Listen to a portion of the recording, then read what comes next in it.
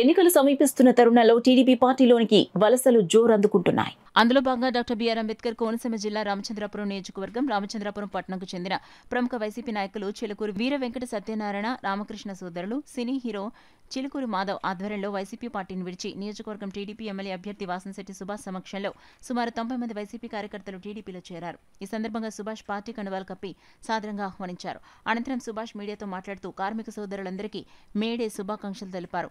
ఇప్పటి వరకు ముఖ్యంగా భవన నిర్మాణ కార్మికులు తీవ్ర ఇబ్బంది పడ్డారన్నారు. త్వరలో కూటమి విజయం సాధిస్తుందన్నారు. ఇప్పటి వరకు అన్ని వర్గాల వారిని తీవ్ర ఇబ్బంది పెట్టిన వైసీపీని సముద్ర గర్భంలో ప్రజలు కలుపుతారన్నారు. ఎస్సీబీసీలను ఘోరంగా దెబ్బతీసిన ఘనత జగన్మోహన్ రెడ్డికే దక్కుతుందన్నారు. రాష్ట్రాలు ఎన్నికల కోడ్ వచ్చిన తర్వాత ప్రజలు స్వచ్ఛందంగా బయటకు వచ్చి కూటమికి మద్దతు పలుకుతున్నారన్నారు. రాబోయే ఎన్నికల్లో ముఖ్యంగా జూన్ 4వ తేదీన ఎన్నికల ఫలితాల్లో 140 సీట్లను పైబడి కూటమి విజయం సాధిస్తుందన్నారు.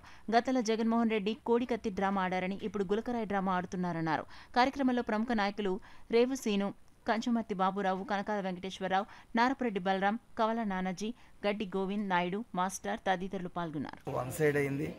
ఇది ఏం చేయాలో తెలియక ఇటు వైసీపీ నాయకులు పూర్తిగా ఏవో గొడవలు సృష్టిందాం, సింపతి తెచ్చుకుందాం అన్న వ్యూలో ఆలోచనతో ఉన్నారు.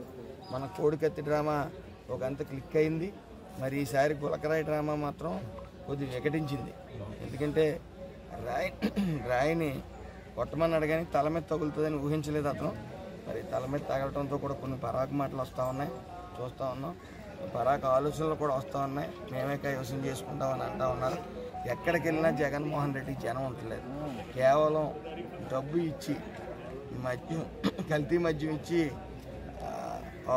కొంత అక్కడికి వచ్చి జనాలను ప్రభావితం చేసి ఆ జనాన్ని రప్పించుకుంటున్నారు. కానీ ఎట్టి పరిస్థితిలో వాళ్ళు ఓటమి తథ్యం అని వాళ్ళకి తెలుసు. అదేవిధంగా జగన్మోహన్ రెడ్డి గారు కూడా ఓ ఇంటర్వ్యూలో చెప్పారు, నేను దిగిపోవాల్సి వస్తే ఆనందంగా దిగిపోతానని. ఆయన ఓడిపోవడానికి సిద్ధంగా ఉన్నాడు. ఇటు ప్రజలు కూడా ఆయన ఓడించడానికి సిద్ధంగా ఉన్నారు. కాబట్టి మరో 15 ఏళ్ళు 20 ఏళ్ళ పాటు ఈ వైఎస్ఆర్సీపీ అనే సౌండ్ ఈ రాష్ట్రంలో ఉండదని నాకు బలమైన నమ్మకం, ప్రజలకు కూడా బలమైన నమ్మకం. ఆ ఒక రిజల్ట్ మనం జూన్ 4న ఖచ్చితంగా చూడవచ్చు.